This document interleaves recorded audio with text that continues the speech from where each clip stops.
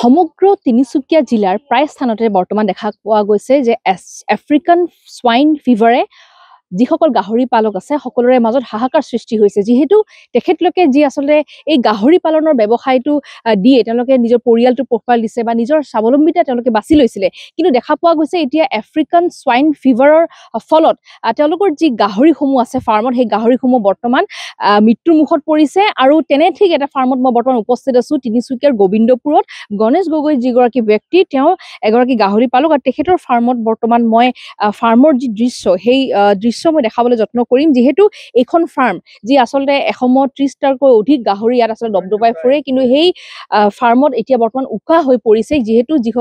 যিসমূহ গাহৰি আছিলে প্ৰায় 30টাতকৈ অধিক গাহৰি সেই গাহৰি কিন্তু এতিয়া বৰ্তমান মৃত্যুৰ মুখত পৰিছে যাৰ ফলত এই ব্যৱসায়জনে নিজৰ গাহৰিসমূহ ইতিমধ্যে নিজৰ বাৰীতে পুতি দিবলগীয়া হৈছে আৰু একমাত্ৰ আফ্ৰিকান সোৱাইন ফিভাৰৰ ফলত এই গাহৰিসমূহ মৃত্যুৰ মুখত পৰিছে বুলি ইতিমধ্যে যি পশুপালন বিভাগে জনাইছে আৰু যোৱাকালি যিহেতু তেওঁলোকে এটা নটিচ ইতিমধ্যে জাৰি কৰিছে যে এসপ্তাহ ধৰি যিসকল গাহৰি পালক আছে তেওঁলোকে যিসকল গাহৰি তেওঁলোকে মৃত্যুৰ মুখত পৰিছে সেই গাহৰিসমূহ আচলতে পুতি দিবলৈ কৈছে লগতে গাহৰি খাবলৈ সকলোকে ইতিমধ্যে বাৰণ কৰিছে আৰু এই মুহূৰ্তত যিহেতু মই এইখন ফাৰ্ম দেখুৱাইছো যিহেতু দুখ লগা পৰিৱেশ এই মুহূৰ্তত আৰু পোনে পোনে মই যিহেতু আজি যি ব্যৱসায় এজন আছে মই তেওঁৰ পৰা যি গাহৰি পালক আছে মোৰ লগত গণেশ গগৈ ডাঙৰীয়া তেখেতৰ লগত কিছু কথা পাতিবলৈ যত্ন কৰিম দাদা আপোনাৰ ওচৰলৈ আহিছো যিহেতু কেৱল 4টা গাহৰিৰে আপুনি নিজৰ ব্যৱসায় আৰম্ভ কৰিছিলে পৰিয়ালটো পোহপাল দিছিলে লগতে আন কেইবাজনকো আপুনি স্বাৱলম্বিতাৰ পথ দেখুৱাইছিলে কি ক'ব এই মুহূৰ্তত দেখা পোৱা গৈছে সপোন যেন শেষৰ দিশে কি ক'ব বিচাৰিব এই খুব দুখ লাগিছে আজি মোৰ ফাৰ্মত নিৰ্মাণ পৰিৱেশ দানা দিবলৈ আহোঁতে চাফা কৰিব আহোঁতে যিটো গাহৰি মাত বা চিঞৰ শুনি খুব ভাল লাগিছিল যেনেদৰে গাহৰি নিজৰ ল'ৰা নিচিনা তুলি তালি ডাঙৰ কৰিছিলোঁ কিন্তু আজি চৰকাৰৰ গাফিলতি বা পশু বিভাগৰ গাফিলতিৰ কাৰণে মোৰ গাহৰি ফাৰ্মৰ গাহৰি বেমাৰ হোৱাৰ লগতে শেষ হৈ যোৱাৰ লগতে ওচৰত থকা গাহৰিবিলাকো বৰ্তমান শেষ হৈ গৈছে মই সময়মতে যদি মই যেতিয়াই অভিযোগ দিছিলোঁ সময়মতে যদি চৰকাৰে বা তিনিচুকীয়া জিলা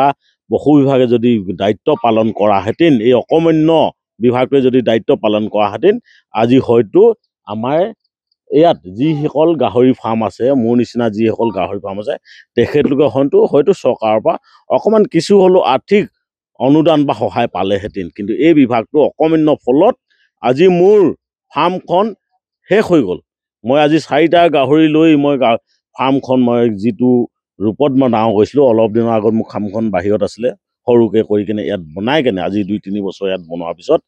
আজি মই ধ্বংস হৈ গ'ল সকলোবিলাক শেষ হৈ গ'ল মোৰ খুব দুখ লাগিছে কিমানটা গাহৰি বৰ্তমান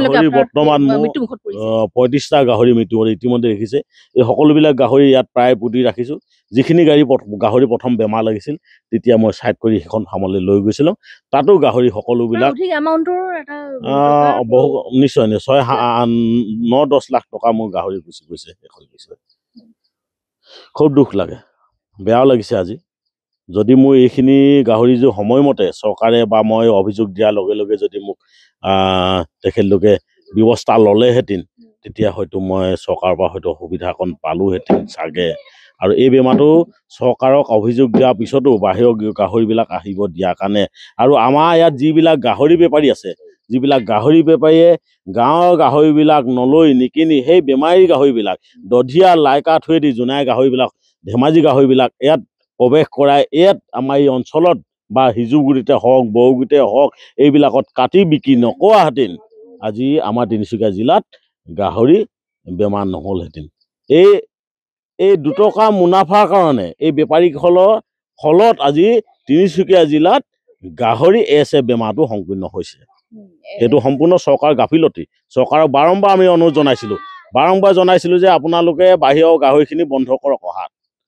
ফলত নকৰাৰ ফলত এইখিনি হৈছে হয় নিশ্চয়কৈ যিহেতু অতি দুখ লগা এটা কথা যিহেতু